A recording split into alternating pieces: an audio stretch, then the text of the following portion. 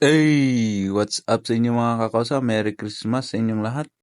Ngayong araw mga kakosa ay December 25, Christmas na Christmas. At dito sa Saudi, samahan nyo ako para pakita ko sa inyo kung ano ang trabaho namin sa aming opisina. At bago tayo pupunta sa opisina, ayan, magluluto muna tayo ng ating babaunin para hindi tayo gutumin. At ito, may makikita nyo ang aming handa, 2 itlog, ayan.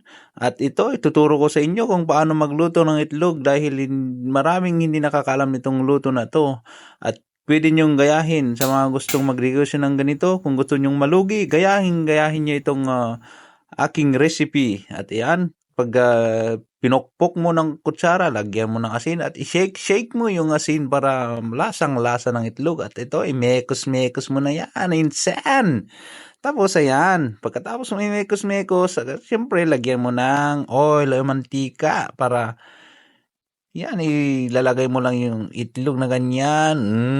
Yan. Kaya sa mga hindi nakakaalam, ganyan. Hindi nyo na kailangan lagyan ng kamatis o kaya sibuyas, ganyan. O, tan, luto na yan, ganyan. At siyempre, pagkatapos yan, habang naiin yan, maligo na tayo. Ayan, naligo na ako yan para pagkatapos ng maligo, ayan, ilagay na natin yung ating niluto sa ating baunan para meron tayong baon at makikita nyo sa aming opisina ang aking mga kasamahan at kung ano ang handa nila ngayong Pasko. At ayan, pagkaluto, pagkatapos maligo, ilagyan na natin ang ating baunan. Ayan, isang sangkut na kutsara. Ayan, punuin mo na yan, insan. Ayan, para hindi ka magutom sa opisina nyo. At syempre, habang nilalagay natin ito, naiisip natin ang ating pamilya sa Pilipinas, yung dating nakaugalian natin tuwing Pasko. At syempre, dahil nandito tayo sa Saudi, kung anong meron, ayan, itlog lang ang meron. At yan na lang muna ang ating handa. At syempre, bago tayo papasok, kakain muna tayo. At yan, kuha tayo ng toyo at yan ang sausawan natin. Kung ano ang ulam natin sa umaga, yan din ang babaunin natin sa trabaho. At ayan, magsando na tayo, lagyan na natin ang ating plato para kakain tayo bago tayo papasok. At syempre, habang kumakain ako niyan, iniisip ko talaga sa Pilipinas na kung hindi lang sana ako nag-Saudi, sana kasama ko ang pamilya ko. At 10 taon na pala akong hindi nakauwi.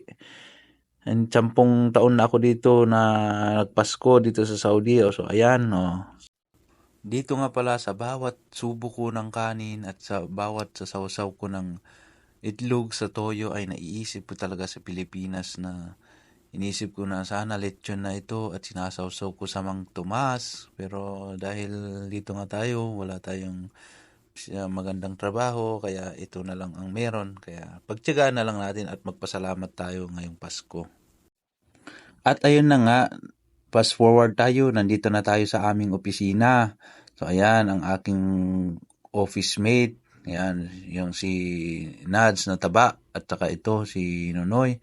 At ito na nga, dito tayo sa aming opisina, at itong kasama ko, ayan, inahanda niya yung kanyang yung pandikit sa paperworks namin. So ayan ang gagawin namin, magdikit-dikit lang muna kami ng paperworks.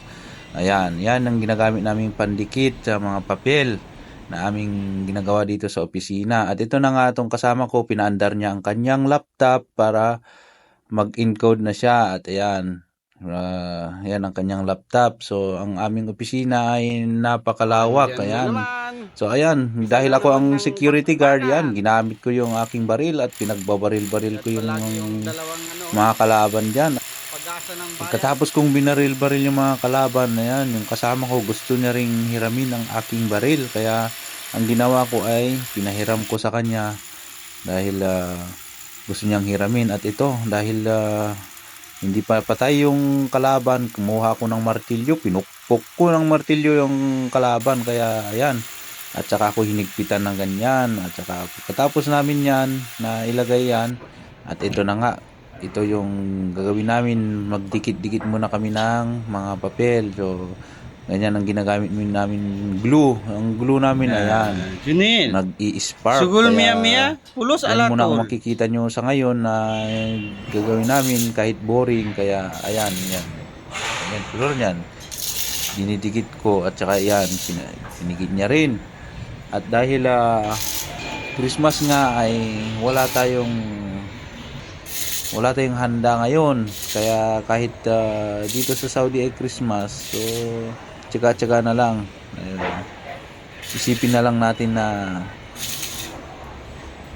Christmas pa rin sa bawat araw sa ating araw-araw na ginagawa. At ito na nga, nandito na tayo ulit. At ito na naman, kunwari naman sukat-sukat para makita kung parehas ang sukat. At dahil pantay ng sukat at siyempre idikit na natin, gamamit na naman tayo ng glue. Yan, tulad yan, may spark pa. At yan, may pinakita pa akong moves dyan.